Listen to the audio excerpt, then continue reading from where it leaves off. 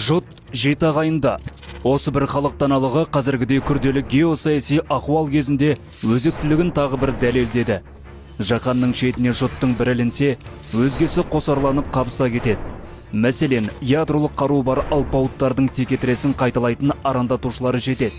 Сол саяси араздыққа негізделген қарулы қақтығысқа халықаралық террористік ұйымдар киліге жөнеледі.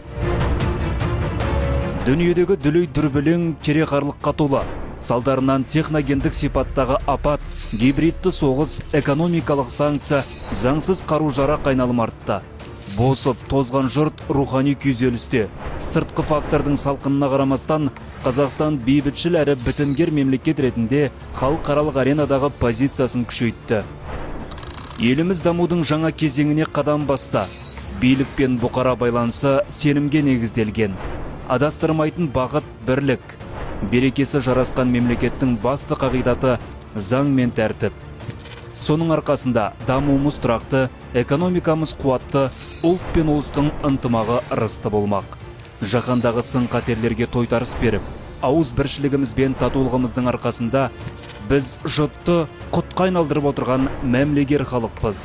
Тұрақтылығымызға балта шапқысы келген түрлі арандатулар, халықаралық терроризм көріністері, тыныштығымызды шайқалтуға тырысатын зұлым күштің бәрі тасқа соғылған кемедей қазақ елінің ұлттық бірлігі мен берекесінің алдында күлік көкке ұшуда.